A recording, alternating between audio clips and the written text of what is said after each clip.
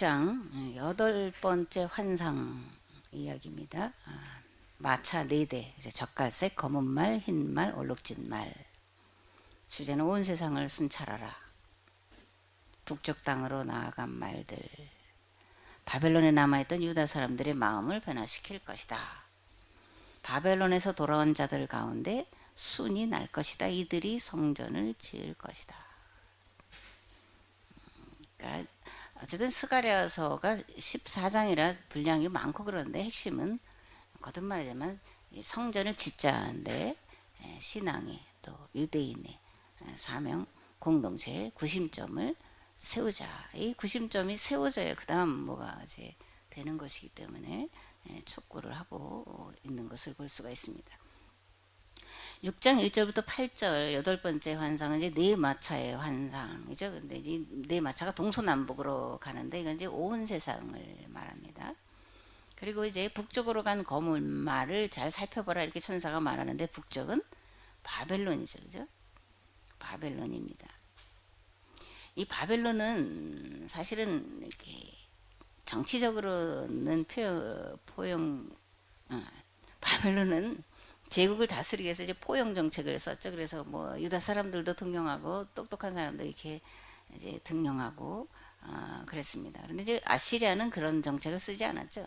다 이제 흩어버리고 혼혈 민족을 만들고 이 사마리아에 살던 사람들은 밖으로 다른 지역 사람들이 사마리아에 들어 살게 하면서 아주 완전히 이스라엘의 정체성, 신앙의 정체성을 발살시키려고 했던 것이 이제 아시리아인 것을 알 수 있는데 다행스러운지 바벨론은 이제 한 곳에 이렇게 이제 애들이 이제 모여서 살았고 유능한 자들이 이제 등용하는 그런 포용 정책을 이제 썼습니다. 그래서 우리가 성경에서 보면 다니엘과 세 친구, 그죠?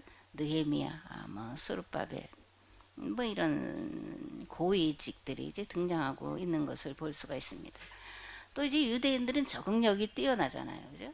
그리고 가면 일단은 그 상권을 장악을 이제 하잖아요. 지금도 유대인들은 마찬가지잖아요. 그 아이들에게 뭐 이렇게 돈을 줘서 어릴 때부터 뭐 주식에 투자한다든가 뭐 이런 거 하게 한다라고 그러잖아요. 이들은 어디 가든지 적응력도 빠르고 그 상권을 이제 장악하고 그러니까 거기에 이제 기반을 잡는 거잖아요. 더군다나 이제 1, 2, 3차 포로 기간 동안 쭉 그리고 이제 돌아오는 데까지 쭉 합한 게 이제 70년이면 바벨론에서 실제 한 50년 정도 살았으면 2세대 반 정도를 사는 건데 얼마나 이들이 거기 가서 자리를 잘 잡았겠어요. 그러니까 1차 귀환 때에 이스라엘 사람은 4만 2천 명 정도가 이제 돌아와요.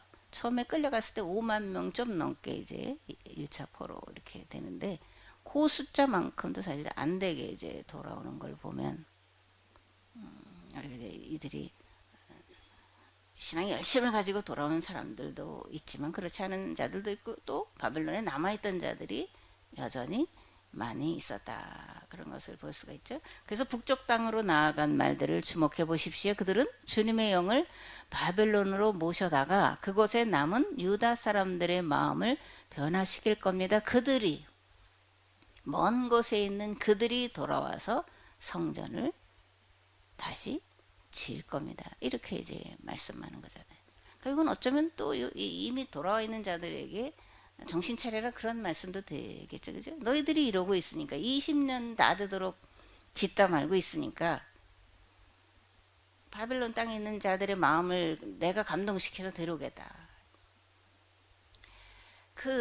이전에 강 목사님이 하신 이야기 중에 이제 두렵다 이러면서 하신 얘기가 있어요. 그게 뭐냐면 이게 교회가 이 메시지를 받아들이지 않고 그죠? 받아들일 가능성이 적고 근데 이게 밖으로 이게 이제 더 확산되어질 때 왜 그들이 받아들일 가능성이 더 많다.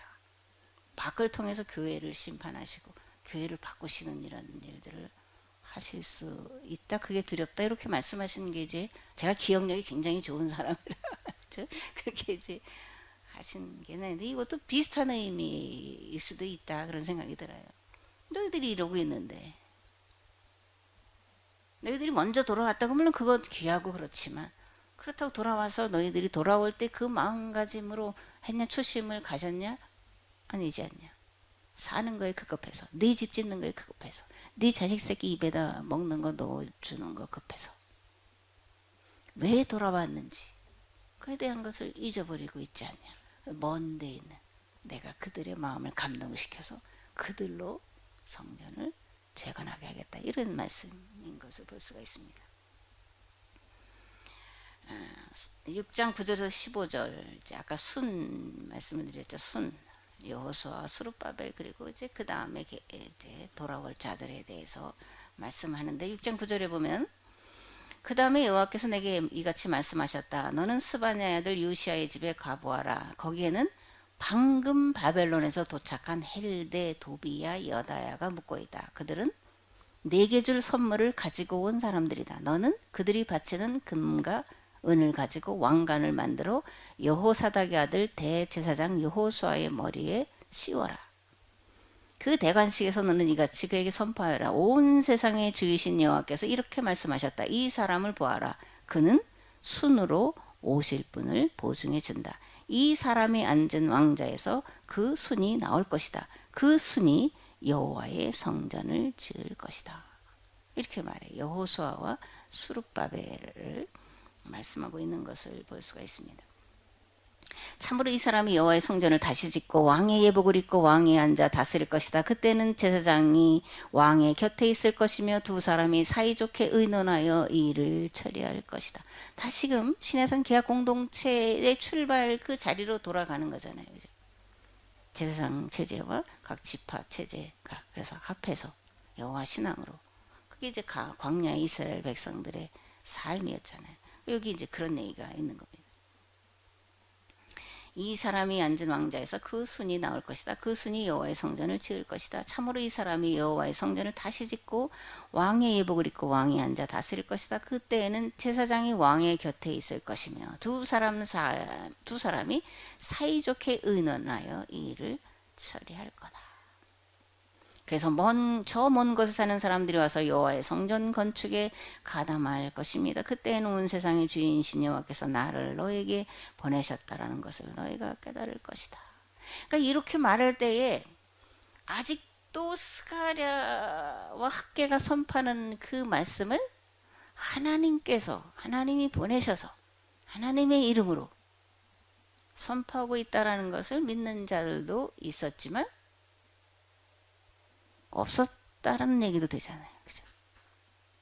그래서 그들이 와서 지을 때 하나님께서 나스가랴를 하나님께서 학개를 보내셨다는 것을 너희가 그때에 가서야 알게 될 거다.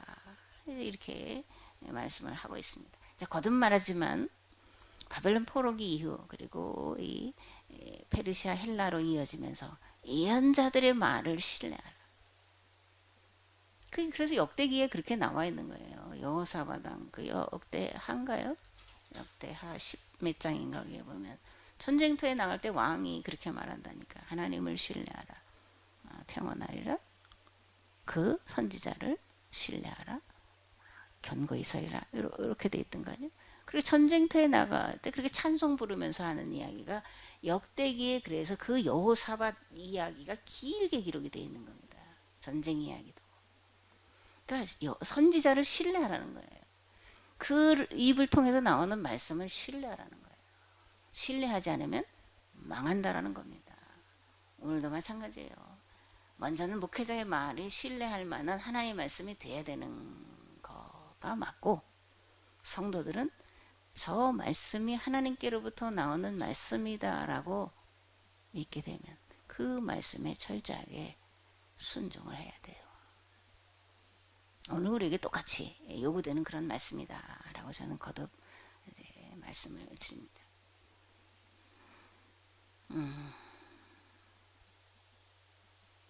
6장 12절 13절 그죠? 순 누구를 말하는 것일까?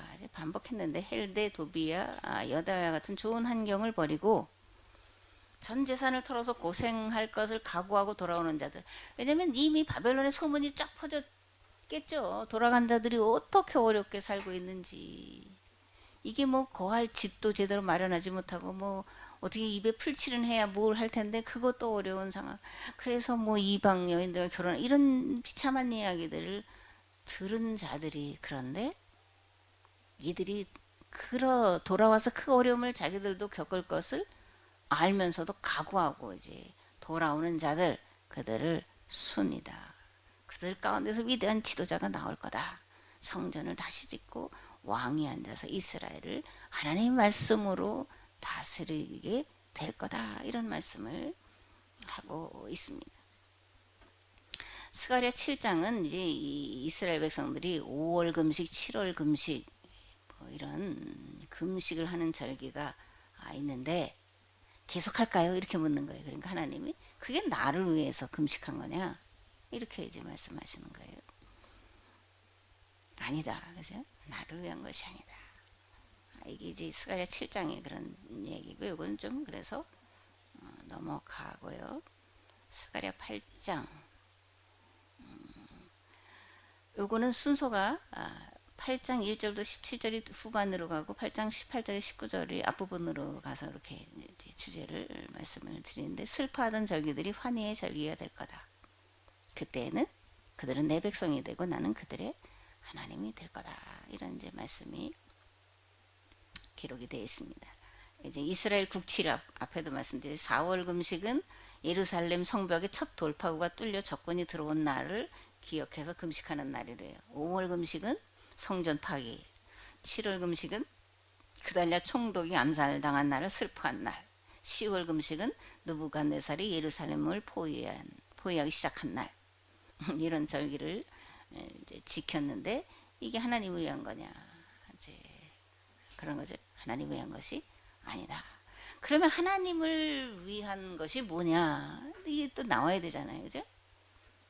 하나님을 위한 것이 뭐예요? 우리가 하나님을 위하는데, 하나님께 영광, 하나님 위하여, 하나님, 그런데 하나님 위한 것이 뭐냐? 첫 번째로 공정한 재판을 하는 거다. 본문에 나와 있어요. 공정한 재판을 하는 거다. 두 번째로 동족을 서로 아끼고 키워주는 거다. 아끼고 돌봐주고 세워주고, 그죠? 그다음에 과부와 고아들, 고용살이하는 사람들, 이들을 억압하지 않는 것이 하나님을 위해서 한 일이다. 동족끼리 서로 해칠 국리를 하지 않고 서로 돕는 거다. 이게 이제 하나님을 위한 거다. 그런데 이걸 하나로 말하면 뭐가 되겠어요? 신해산 계약법을 지키는 거다. 그게 하나님을 위한 거다. 신해산 계약법은 철저하게 가난한 자들, 도움이 필요한 자들, 스스로 자기의 삶을 헤쳐나가고 지속시켜 갈 수 없는 자들, 그들을 도와서 너처럼 나처럼 가정을 건강한 가정을 세우고 사회 일원으로서 자기의 자리를 지키고 살아갈 수 있도록 서로 도와 세워주라. 이게 사실 신해산 계약법의 핵심이에요. 이게 어렵게 우리가 자꾸 생각을 해서 그렇지, 이거 뭐 어려운 거예요. 그죠? 공정한 재판은 누구를 위한 거예요? 이게 부자들을 위해서 말하는 건 아니잖아요. 그든 돈 가지고 유전무죄, 뭐 무전유죄, 뭐 이런 얘기도 우리가 있었잖아요. 가난한 자들 돈이 없으니까 요즘 말하면 재판에 수임료 적게 내니까 뭐 변호사들이 대충 변호해서 뭐 이렇게 하는 그런 것도 우리가 보잖아요. 공정한 재판, 가난한 자들을 위해서라는 거예요. 동족을 서로 아끼고, 우리는 교회 공동체, 계약 공동체를 서로 아끼고, 세 계명을 너에게 주노니 서로 사랑하라. 내가 너희를 사랑한 것 같이 너희도 서로 사랑하라. 우리가 서로 사랑하면 참 내 제자가 되고, 그렇게 말씀하시잖아요. 근데 우리가 이거는 참 잘 알아요. 머리로도 알고 아는데 이해도 하는 것 같은데, 그런데 실제는 이게 내가 죽지 않으니까 할 수가 없는 문제예요. 이게 죽어야 되는 문제잖아요. 예수님이 본으로 죽어 주시는 거잖아요.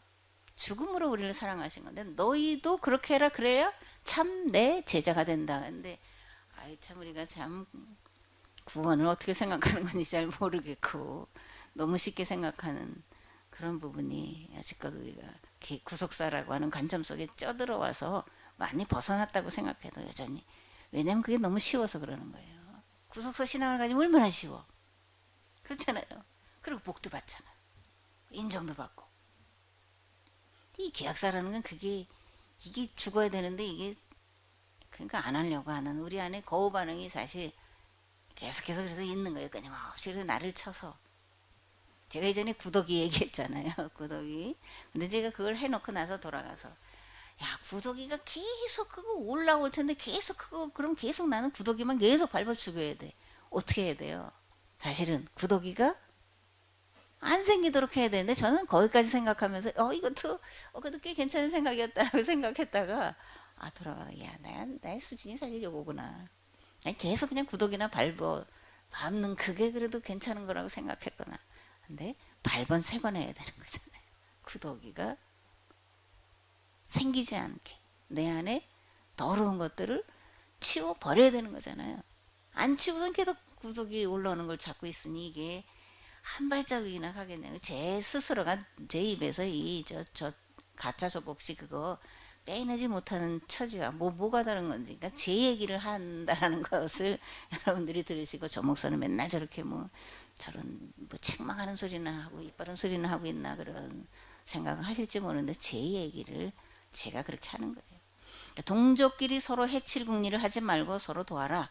계약법 가난한 자 스스로 삶을 지탱할 수 없는 자 그들을 너와 같이 내 가정에 내 자녀들과 함께 밥상에 둘러앉아서 배부르게 먹고 이야기하고 하면서 행복한 것처럼 그들도 그렇게 살도록 네 것을 기꺼이 감사함으로 왜 거저 주신 거니까 거저 받은 거니까 다 하나님의 거니까 하나님의 것으로 내가 사는 거니까 내가 더 많은 것은 나로 인해서 부족한 사람들을 채우라고 맡기신 거니까 그렇게 살라는 거잖아요. 그죠? 그러니까 하나님을 위한 거라는 건 결국은 내 주변에 특별히 교회 공동체 안에서 서로 돌아보며 서로 어우러져 함께 더불어 행복하게 등 따뜻하고 배부르게 아주 사실 간단한 것 같아. 아주 쉬운 건데 이게 잘 안 되는 게 우리 현실이죠. 어쨌든 이제 하나님을 위한 거 이런 거라는 거예요. 금식하면서 어떤 절기를 기억하고 뭐 어떤 행사 위주로 서울의 어떤 큰 교회에 감리교회 큰 교회에 이제 예배를 회복을 했는데 많이 안 나온대요. 왜 그랬냐? 이유가 뭘까?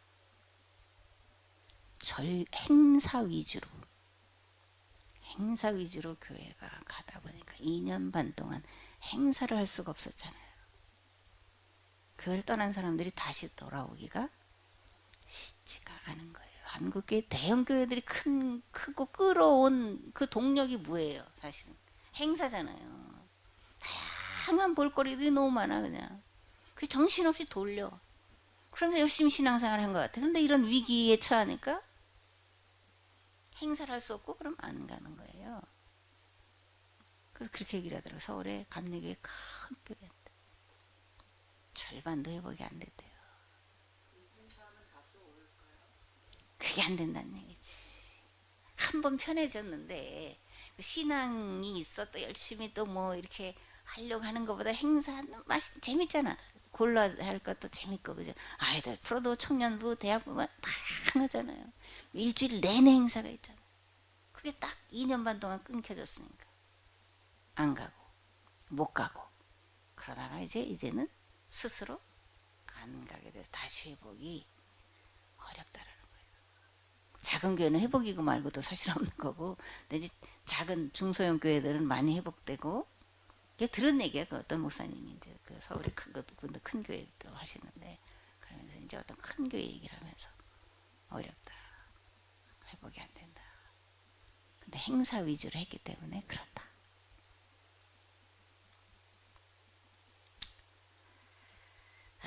8장 1절부터 8절 온 세상의 주인이신 여호와 그때 예루살렘의 재건의 때 메시아가 오시는 때 메시아 시대를 전망하다. 그러니까 이런 것들이 이제 스가랴서에 많이 있어가지고 이게 이제 복음서에 많이 들어가 있고 신약이 70여 회나 이게 이제 인용이 되고 있는 그런 문제예요. 우리는 즉각 예수님에게로 딱 이게 이제 뭐 사도들이 이렇게 그죠? 초대교회 사도들이 성경 해석할 때 이렇게 해석하는 건데 오늘 우리는 이제 본래에는 뭐였는지도 알면서 그럼 오늘 우리는 이걸 어떻게 해석해야 되냐까지 이제 나아가야 되는 거잖아요. 메시아 시대를 전망하다 이렇게 현대어 성경에 이렇게 주제를 붙였더라고요. 온 세상의 주인이신 여호와께서 온 세상의 주인이신 여호와께서 그때에는 온 세상의 주인으로 거주하는 시온산을 거룩한 산으로 불릴 거다. 온 세상의 주인이신 여호와, 온 세상의 주인이신 여호와, 온 세상의 주인이신 여호와. 이게 몇 번이 나오는 거예요? 온 세상의 주인이신 여호와. 온 세상의 주인이신 여호와가 이스라엘을 회복시키실 거다. 그때에는 백발 노인들이 다시 지팡이를 짚고 길거리에 돌아다니며 거리마다 뛰노는 어린아이들로 가득 찰 거다. 지금 시리에 빠져있는 소수의 남은 자들에게는 이런 일이 믿어지지 않겠지만 너희는 온 세상의 주인인 내게 그런 일이 불가능할 것으로 생각하느냐? 온 세상의 주인이신 여호와께서 이렇게 말씀하셨다. 보아라, 내가 해 뜨는 곳에서부터 해 지는 곳에 이르기까지 온 세상에서 내 백성을 해방시켜 그들을 모두 고향 땅으로 데려다가 예루살렘에서 다시 안전하게 살도록 하겠다. 그때에는 그들이 내 백성이 되고 나는 변함없이 진실하고 의로운 관계로 그들의 하나님이 될 거다. 이사야서에서도 이런 말씀들이 이제 기록이 되어 있는 것을 볼 수가 있죠. 이스라엘의 회복과 번영 그리고 평화에 대해서 말씀을 선포하고 있습니다. 지금은 시리에 빠져 있지만, 지금 너희들이 낙심하고 절망하면서 어떻게 해야 할지 몰라서 그러지만, 믿어지지 않지만 하나님께 불가능이 있겠냐? 대저 여호와께 불가능한 게 있겠냐? 그잖아요. 우리가 믿는 하나님은 불가능이 없으신 하나님이시죠. 오늘 좀 속된 말로, 어떤 분들은 속된 말을 쓰면서 고상한 말이라고 표현을 하던데, 고상한 말로 오늘 우리의 꼬라지가 요럴지라도 하나님은 요런 내가 내 스스로의 꼬라지가 요거밖에 안 됩니다. 네? 내 꼬라지가 요거밖에 안 돼요. 나는 아무것도 할 수가 정말 없어요 라고 정말 처절하게 울부짖으면 하나님은 그 사람을 다시 회복시키셔서 쓰시는 줄을 믿습니다.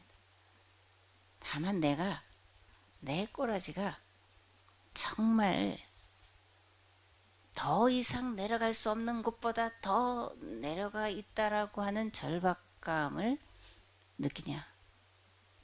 그죠? 못 느끼냐? 그거 차이예요. 하나님이 못하시는 게 아니시라는 것을 우리가 알아야 됩니다.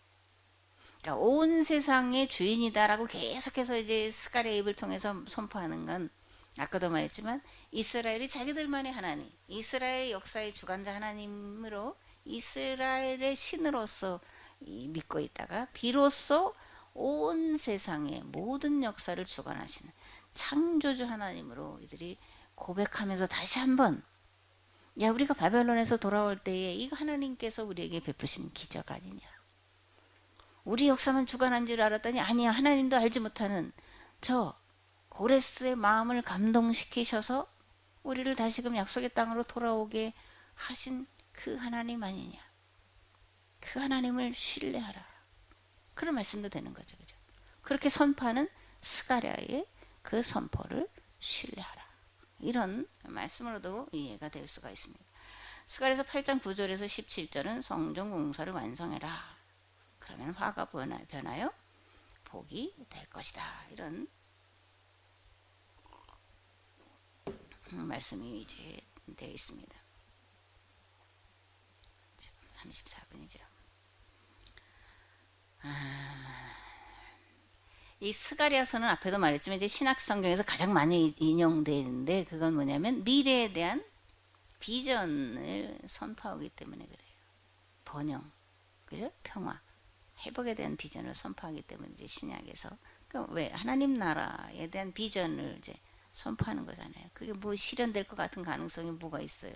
도무지 아닐 때 이제 이런 스가랴서의 말씀을 가지고 하나님 나라가 이제 지금 너희 앞에 있다, 실현될 거다, 실현됐다, 이렇게 이제 선포하면서 이 말씀들을 많이 인용을 하고 있는 것을 보게 됩니다. 유다 사람처럼 성공하고 행복하기를 바란다라는 말이 세상 사람들에게서 이제 들려질 거다, 그런 거예요. 그런데 지금 유다 사람들의 신세는 어떤 신세라는 거예요?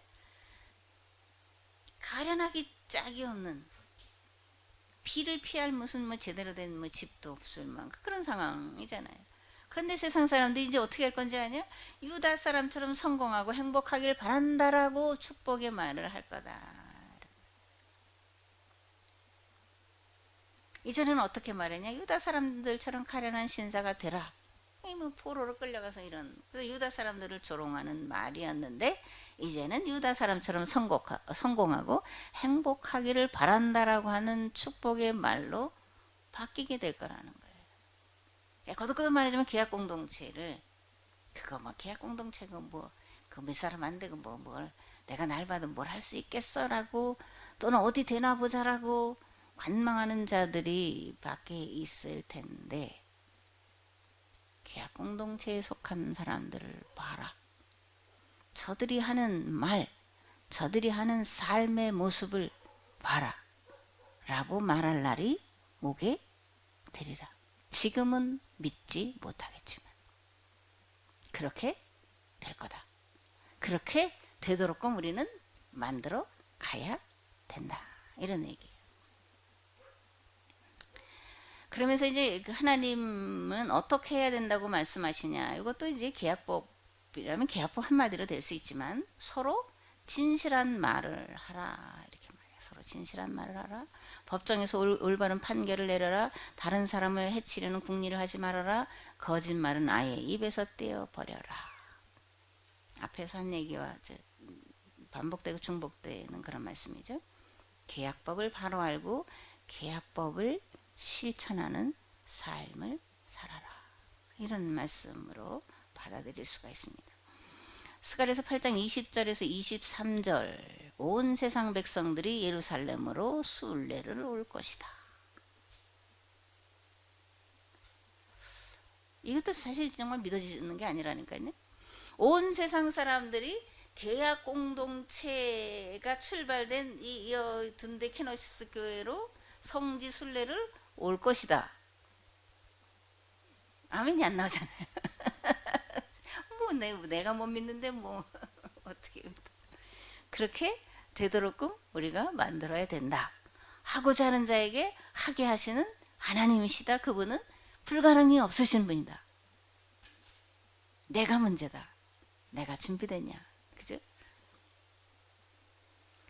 온 세상의 주인이신 여호와께서 이같이 말씀하셨다. 그때는 이런 경험들을 하게 될 것이다. 세상 만민들 중에서 언어가 다른 10사람이 와서 유다 사람 한 명의 옷자락을 붙잡고 하나님께서 당신들 편에 계시다는 소식을 우리가 들었으니 우리가 당신들과 동행하기를 원합니다. 하나님께서 계약 공동체 편에 계시다는 소식을 우리가 들었으니 우리가 계약 공동체의 당신들과 동행하기를 원합니다. 한국교회가 1차적으로 이렇게 되기를 참으로 바랍니다. 우리의 책임은 그래서 너무나 막중한 거예요.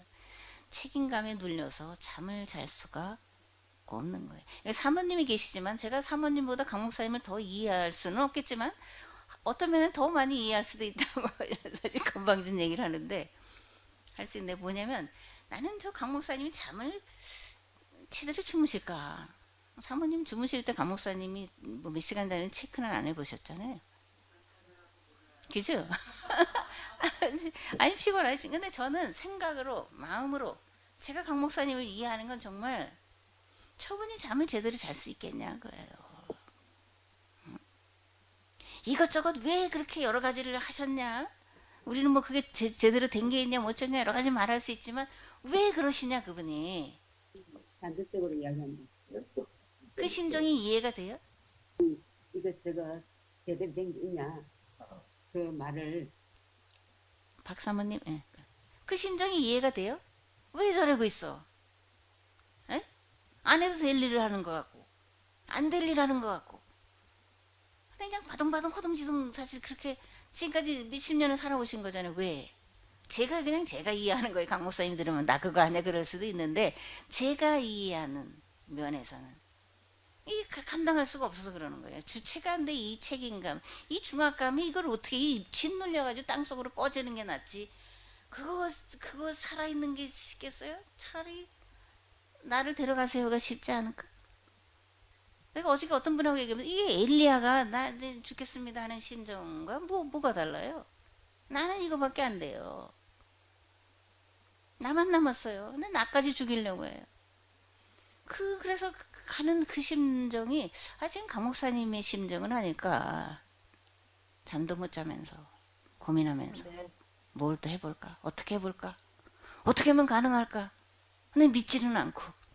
당신은 이제 나이가 들어가고 제가 요즘에 이제 이렇게 들어가서 이렇게 보면 아주 마음이 아파. 인간적으로 어떻게 이렇게 갑자기 이렇게 뭐 원래도 그러시긴 한데 갑자기 제가 느낄 땐 야, 너무 너무 참 물론 성도들이 잘 하시는데 더 좀 좋은 것도 좀 사다 드리시고 기도해 주시고 하시기를 바랍니다. 전 너무 딱해서 그래.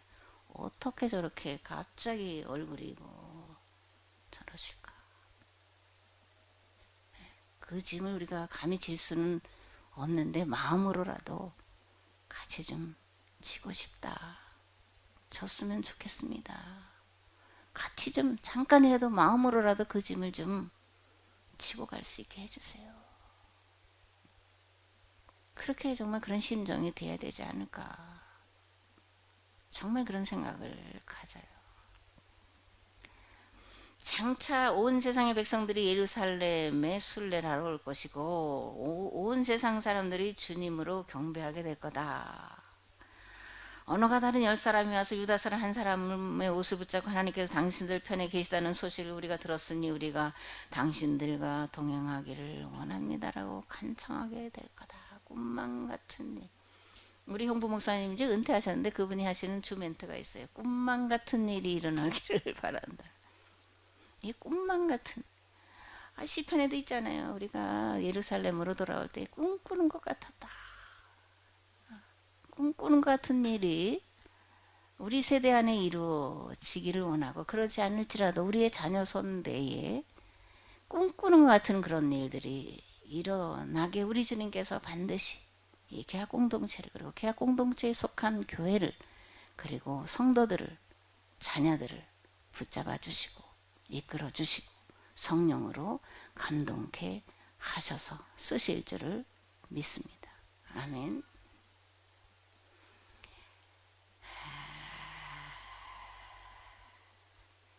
이 8장 20절에 23절 말씀은 실제적으로도 이제 이게 실현되는 거죠. 이스라엘이 세계의 3대 유명한 교육 도시가 됐다. 여러 많이 들어보셨잖아요, 그죠? 그 알렉산드리아와 또 예루살렘과 또 한 군데 어딘지 어쨌든 그런 곳이 유명한 이제 교육 도시가 된 것을 우리가 알 수 있습니다. 여기 있네. 알렉산드리아, 로마, 예루살렘이 이제 세계 3대의 교육 도시로. 근데 이제 세계 제1의 교육 도시가 이제 대한민국이 되고 그리고 이 에케노시스 계약 공동체에 속한 교회들이 되고 여러분들의 가정이 됐으면 참으로 좋겠습니다. 꿈만 같은 일이 정말 일어나기를 우리 주 예수 그리스도의 이름으로 축복합니다. 아멘. 스가랴 9장 보겠습니다. 이방 나라들이 예루살렘에 성지 수련을 하러 올 것이다. 또 메시아 도래 이스라엘 회복 선언. 이제 이게 중복된 말씀이 계속 이렇게 8번의 환상을 통해서 계속 하고 있다는 걸 뒤집으면 이게 뭐가 되겠어요? 왜 이게 아니 한두 번만 보여주시고 한두 번만 해도 될 것 같은데 이 8가지 환상을 계속 시리즈로 이렇게 이게 왜 이렇게 있냐고 이게 지금 편안해서 뭐가 잘 돼서가 아니라는 거잖아요. 그러니까 하나님도 오죽하면 그렇고 이 스가랴 학계도 오죽하면 이렇게 그러니까 제가 이제 우리가 지금 열왕기죠. 열왕기 하 이제 1장 2장. 근데 이제 우리가 바벨론 포로기 이런 얘기를 자꾸 하는데 바벨론 포로기에 그 사람들이 처한 상황, 그 사람들이 겪고 있는 고민, 갈등, 절망, 탄식 그게 느껴지면서 이거를 읽으면요 하나하나 한 사건 하나가 사실 그냥 읽어질 수 있는 건 아니에요. 어떻게 그냥 그게 읽어지겠어요? 예? 그게 정말 눈물 없이 못 보고 눈물 없이 들을 수가 없고 눈물 없이 기록할 수 정말 눈물로 기록된 말씀인데 우리는 그렇게 안 읽어. 왜냐면 우리가 그 상황이 안 돼 왔으니까 그냥 피상적으로. 근데 정말 성경을 조금 더 이렇게 나에게 주시는 말씀으로 이해하려면 내가 가능한 한 대로 그 상황 속에 있던 그들의 심정이 돼보려고 해야 돼요. 그럼 성경 공부가 조금 다를 수가 있어요. 심정으로 다가서면 내가 거기에 지금 노예 생활을 하고 있는 그 당사자라고 하는 그런 뭐 다 감정으로 뭐가 안 되더라도 생각으로 그래서 얼마나 이게 고통스러운 상황인가를 한번 생각을 해보면서 이거를 접근해 보면 돼요. 그리고 각자가 처한 상황 속에서 어려운 상황들이 있잖아요. 그 상황을 또 내가 생각하면서 그 감정으로 내가 한번 들어가서 이런 말씀들을 해석을 하고 또 질문하고 토론하면서 이거를 우리가 이해를 해 가봐야 이게 오늘 나에게 다가서는 그런 말씀. 제가 빚진 자의 심정이라는 거를 경험으로 알아요. 빚진 자의 심정. 3천만 원 빚이 있었는데 뭐 이자 나가고 뭐 이러고 뭐 제가 뭐 일하던 것도 아니고 애들 둘 데리고 학교 다니는 그럴 텐데 그럼 이제 아이 우유 하나를 사줘야 되잖아요. 그것도 돈이 없는 거니까 그것도 다 빚이 돼요. 그래서 몇 달 동안을 정말 빚진 지인이 이런 거구나. 아무것도 할 수 없어요. 빚진 지인. 빚을 내서 뭘 하는 것도 한도가 있지. 빚진 지인은 그냥 말로 빚진 지인이 아니에요. 진짜로 그거는 어떻게 옴짝달싹 할 수 없는 상황을 빚진 죄인이다. 이렇게. 참 경험은 슬픈 거고 아픈 건데 또 이렇게 얘기할 때가 있는 거 보니까 그래서 그게 또 유익이다. 뭐 이렇게도 우리가 또 표현하고 그런 고백이 또 맞는 거다. 이제 그런 생각도 합니다. 스가랴서 9장 9절은 예수님이 예루살렘 입성하실 때 이제 하신 말씀이죠. 시온에 따라 크게 기뻐할지어다. 예루살렘에 따라 즐거이 부를지어다. 보라, 네 왕이 내게 임하나니 그는 공의로우며 구원을 베풀며 겸손하여서 나귀를 타나니 나귀의 작은 것 곧 나귀 새끼니라. 그러니까 우리는 이게 이제 제자들이 이렇게 이거 예수님이야 이렇게 그죠?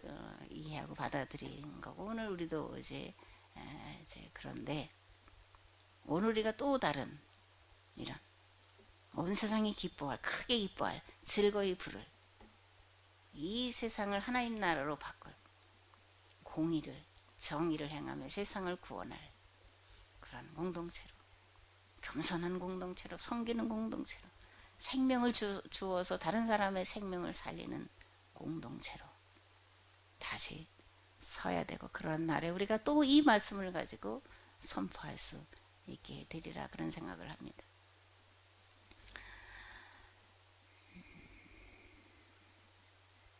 9장 10절에 그분은 이런 표현이 이제 3번 나오고 16절에 그날에라는 이런 표현이 나오는데 그날은 평화의 왕이 오시는 날이죠. 그죠?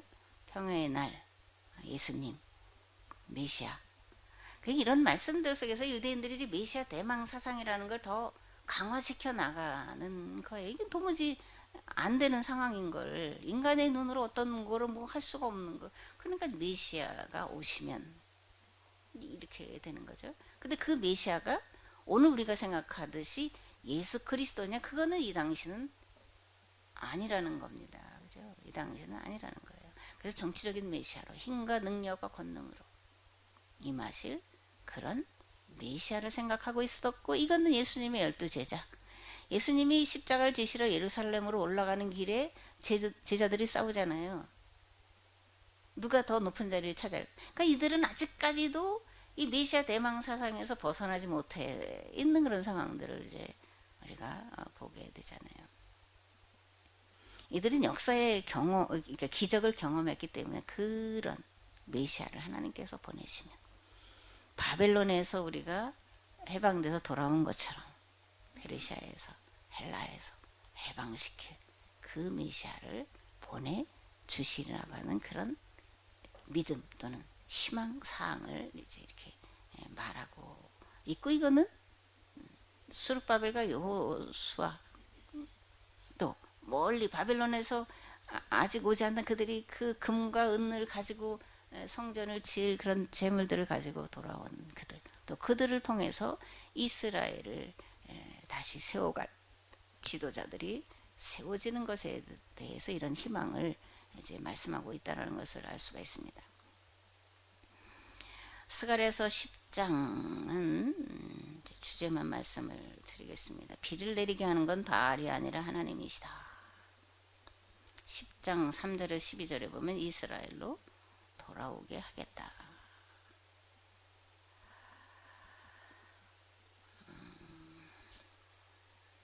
지금 넘어가고요. 지금 시간이 50분이죠. 10분 남았죠. 이거 이제 자료가 있으니까요. 한번 쭉 이제 보세요. 보시고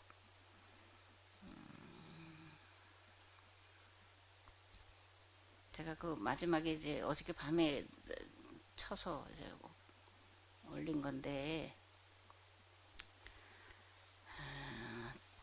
해놓고 보니까 좀 심한 표현도 있고 뭐 그렇긴 한데 제 마음이 그런 상태에서 썼다 그렇게 보시면 돼요. 여러분들을 향해서 뭐 그렇다라는 게 아니고 저 자신을 다시 한번 돌아보는 그런 것도 됐고 그렇습니다. 빠른 속도로 제가 얘기했죠.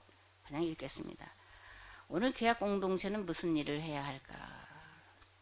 예언자들은 하나같이 위기의 때에 등장한 하나님의 사람들이었습니다. 그런데 이 위기는 경제적인 이유가 아니라 대부분 신앙적인 위기였습니다. 그리고 신앙적인 위기는 경제적인 위기를 가져왔고 그 결과 하나님의 공의 즉 시내산 계약법에 의한 심판과 멸망이었습니다.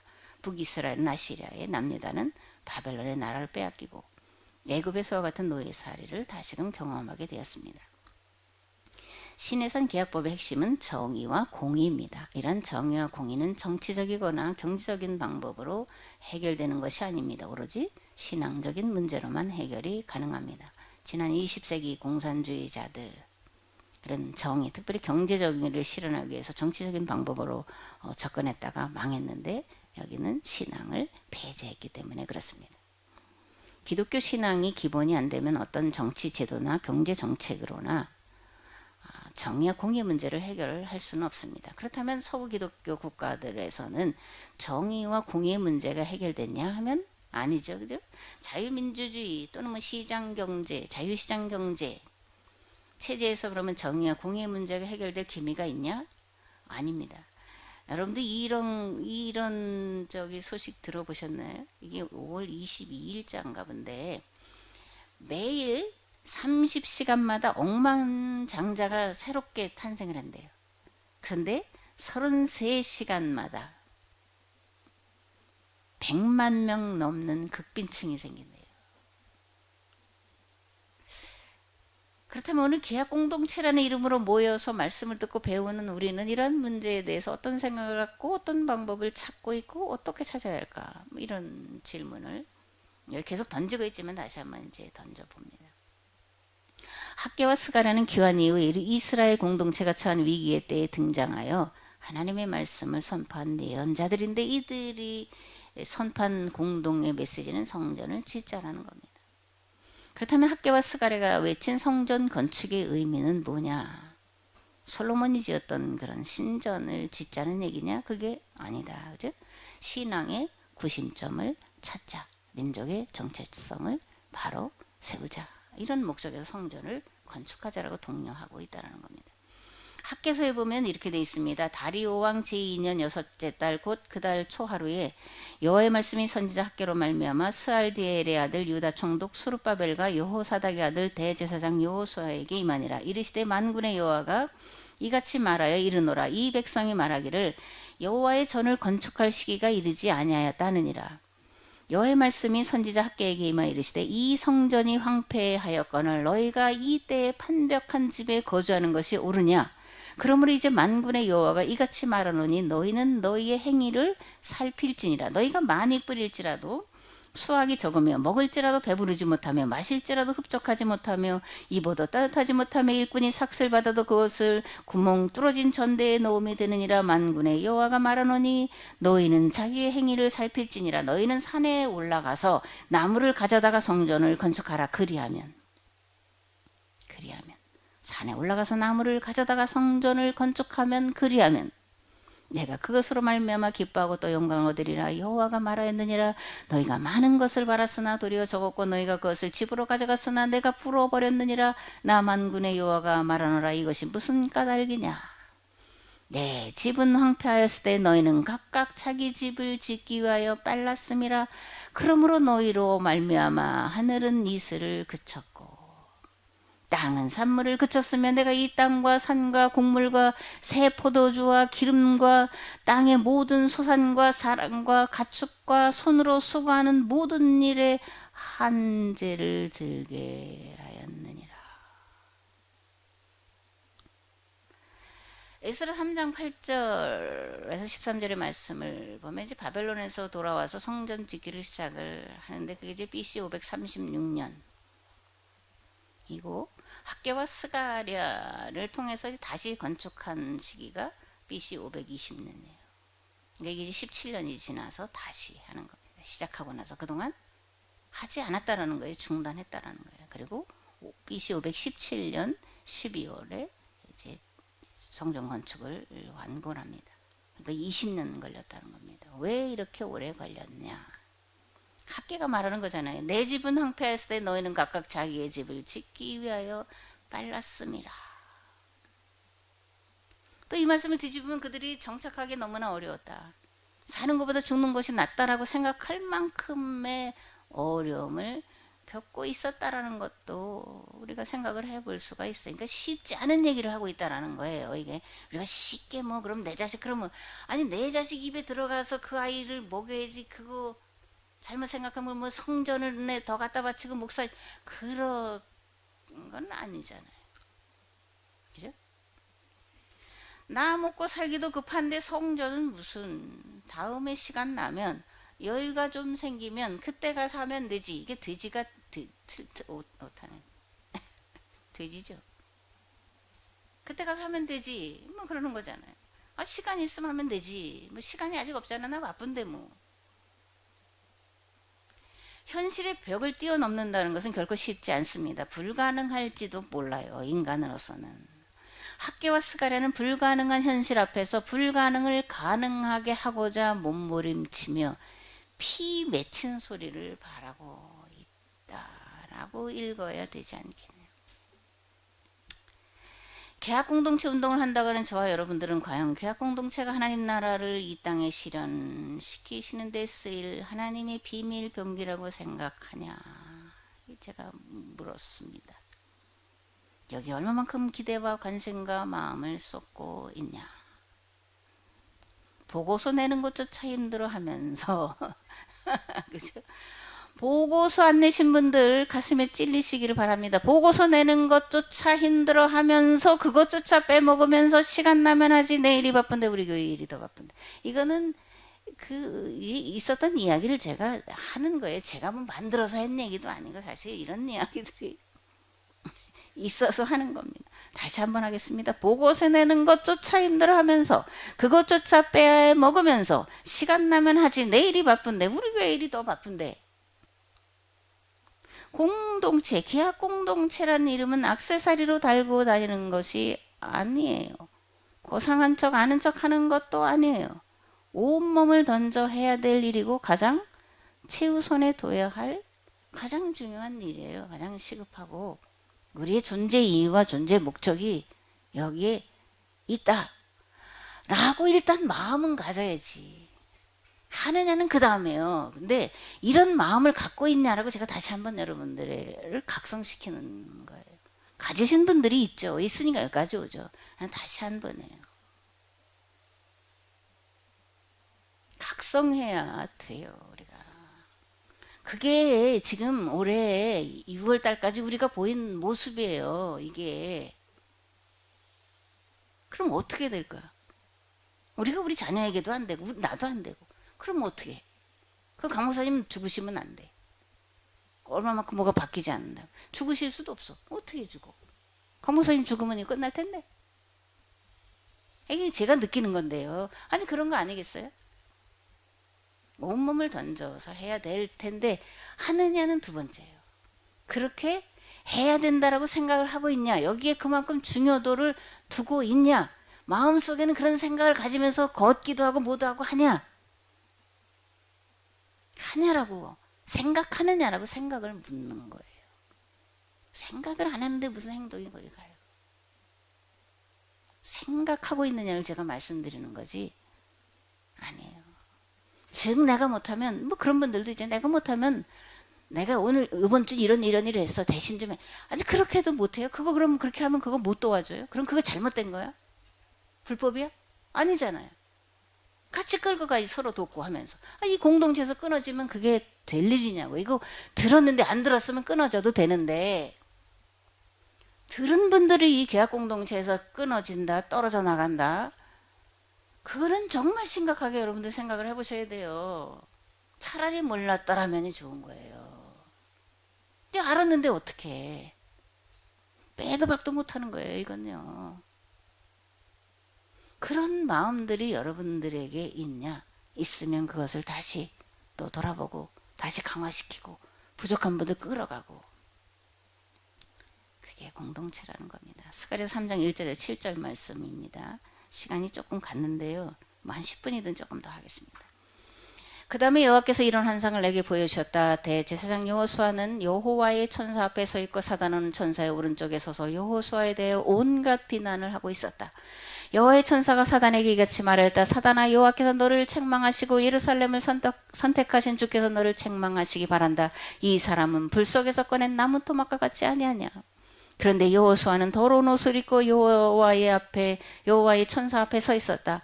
여호와의 천사는 자기에게 시중을 들며 서 있는 천사들에게 이같이 말하였다. 그 사람의 더러운 옷을 벗겨라. 그가 여호수아에게 말하였다. 보아라, 내가 네 허물을 벗겨주고 네게 깨끗한 예복을 입혀주겠다. 또 그가 시종들에게 지시하였다. 그의 머리에는 깨끗한 관을 씌워라. 그러자 여호와의 천사가 지켜본 앞에서 시종들이 여호수아의 머리에 깨끗한 관을 씌우고 그에게 새 예복을 입혀 주었다. 그런 다음에 여호와의 천사가 여호수아에게 아주 장엄한 약속을 하였다. 온 세상의 주인신 여호와께서 이렇게 말씀하셨다. 내가 내게 보여주는 모든 길로 네가 따라서 가고 또 내가 네게 가르치는 모든 것을 네가 따르고 지키면 온 세상의 주이신 여호와께서 이렇게 말씀하셨다. 내가 내게 보여주는 모든 길로 네가 따라서 가고 또 내가 네게 지시하는 모든 것을 네가 따르고 지키면 내가 네 집을 관리하는 우두머리가 되고 나에게 합당한 제사장이 될 것이다. 또 이 천사들과 함께 나에게 출입할 수 있는 특권을 네게 주겠다.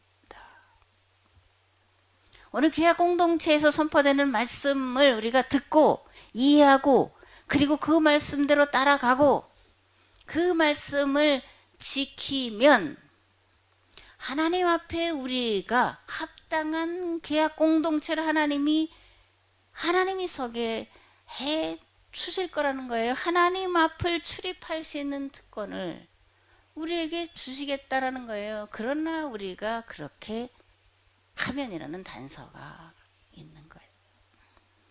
어쩌면 오늘 우리 모습이 불에 그을린 나무 토막 같고 더러운 옷을 입고 있는 모습일지 모릅니다. 우리 스스로가 계약 공동체 운동에 대한 중요성을 망각하고 있을 뿐 아니라 그 누구도 계약 공동체 희망을 갖고 바라보고 있지 않는 것이 엄혹한 현실 아니겠냐. 그러나 하나님은 살아계시고 이 땅에 이루어야 할 하나님 나라는 창조의 완성을 향해 나아가는 처음이고 또한 마지막 걸음이 돼야 되죠, 그죠? 걸음이기 때문입니다. 이것으로 우리는 스가랴가 선포한 말씀처럼 조상들을 본받지 말아야 돼요. 우리는 공정한 재판을 하고 계약 공동체 구성원 한 사람 한 사람을 서로 아끼고 키워주고 과부와 고아들, 고용살이하는 사람들과 가난한 사람들을 억압하지 않고 계약 공동체 그리고 각자가 속한 교회 성도들끼리 서로 해칠 국리를 하지 않고 서로 돕는 일을 해야 합니다. 그리고 우리 공동체가 하는 작은 것 여러 가지가 있잖아요. 쌀뜨물 하나라도 모아놨다가 식물에게 주려고 하고 마음을 그렇게 갖고 그러다 보면 마음 있는 곳에 가잖아요. 행동이 따르잖아요. 라벨 하나 뭐 강목사님도 그러고 또 저번에 누구도 그러시더라. 정명순 권사님도 그러시던가 누가 이 라벨 하나 뜯어내고 저도 어떤 때 칼로 뜯어내고 뭐 이렇게 하던데 그런 거 하려고 쪼그리고 앉아서 하는 그런 수고 아끼지 않아야 되고 그리고 하나님 앞에 하나님 제가 할 수 있는 건 요거밖에 없어요. 고작 요거밖에 없어요. 그렇잖아요. 고작 요거밖에 없어요. 나를 우리 계약 공동체를 이 계약 공동체에 속한 모두를, 교회들을, 그 자녀들을 긍휼히 여겨주세요. 포기하지 마시고 우리를 버리지 마시고 긍휼과 자비를 베풀어 주세요. 이런 눈물과 단식의 기도가 있어야 되지 않을까 그렇게 생각합니다. 나는 여호와이다. 불쌍한 이들을 한없이 측은히 여기며 가난한 이들을 바라보면 가슴이 아파서 견딜 수 없는 아버지다. 어지간해서는 화를 내지 않고 한결같은 사랑으로 사랑하고 진실이 흘러넘치는 아버지다. 나는 수천 대 1위까지 한결같이 사랑을 베풀고 나를 거슬러 등 돌리고 못된 짓을 벌이고 허물을 내게 보여도 용서해 주는 하나님이다. 돌아오기만 하면, 회개하기만 하면, 하루에 70번씩 7번이라도 돌아와서 회개하면 용서해 주시는 분이다. 너희들도 그렇게 용서해야 된다. 이게 예수님의 말씀이잖아요. 그러나 하지만 벌을 내리지 않는 하나님이라고는 생각하지 말아라. 벌 받을 짓 한 자는 그 아비가 벌 받은 짓을 했더라도 자손 3, 4대까지 기어이 벌을 받게 하리라. 오늘 우리가 계약 공동체 운동을 대충 얼렁뚱땅 시간 나면 하고 하다가 짜투리 하고 싶은 기분이 좀 생기면 하고 그렇게 하다가 이 계약 공동체가 유명무실하게 된다든가 전혀 우리에게 주어진 일을 정말 감당하지 못한다면 나 때문에 여러분들 자식들 사랑하시고 우리 사모님 손주는 자식보다 사실 더 사랑스럽죠. 더 귀하죠. 자식이 자식을 본다는 건 사실 축복이에요. 너무 사랑스러운데 내가 자식은 손주는 그렇게 사랑하는데 이 계약 공동체 운동을 대충 한다. 그러면 어떻게 된다는 얘기예요. 우리가 자꾸 안 믿는 사람 무슨 밖에 있는 사람 불신자 이렇게 자꾸 적용을 하니까 이게 나에게 되는 말씀이야. 이렇게 되면 안 되잖아요. 우리의 자녀들이. 아니 이렇게 받아들인 것도 이것도 대단한 일이잖아요. 그래서 소수라니까. 이게 받아들일 수 있는 그런 매력 있는 게 아니야. 힘들거든. 근데 여러분들 받아들이고 이걸 하고 있잖아요. 어차피 할 거. 조금 더 힘을 내자. 그게 내가 내 자식을 사랑하는 거예요. 진짜 내 손주 새끼 사랑하는 거예요. 그렇지 않은 거는 말짱. 아주 고상한 말로 말짱 꽝이에요. 꽝 되지 마시고 정말 하나님이 들어 쓰실 만한 그런 복된 계약 공동체에 속한 모든 성도들, 모든 교회, 또 모든 목사님들, 특별히 우리의 자녀손들 되기를 우리 주 예수 그리스도 이름으로 축복합니다. 좋으신 하나님 주님의 은혜 원총을 감사드립니다. 오늘 학교와 수가랴는 특별히 이 계약 공동체를 향해서 다시금 너희의 신앙에 너희들의 삶의 목적 다시 돌아보라고 하는 말씀으로 주신 것이 아닌가 감히 이런 생각을 하면서 함께 나누었습니다. 제가 잘해서 이런 말을 하는 것도 아니고 다른 성도들보다 뭐가 뛰어나서 하는 것도 아니고 더 많은 이해가 돼서 하는 것도 아닙니다. 다만 이렇게 하라고 또 하셨기 때문에 순종하는 마음으로 이런 말씀을 전했는데 혹시나 잘하시는 분들에게 마음에 상처가 될까 염려하는 마음 또한 한 구석에 있습니다. 하나님 잘하는 분들 더 잘하게 하시고 조금 해이해졌던 분들이 있으면 말씀을 듣고 다시 한번 자신을 돌아보면서 다시 한번 결단하는 복된 시간 되도록 복된 말씀 되도록 역사하여 주옵소서. 감사드리며 우리 주님 예수 그리스도의 이름으로 기도드렸습니다. 아멘. 감사합니다.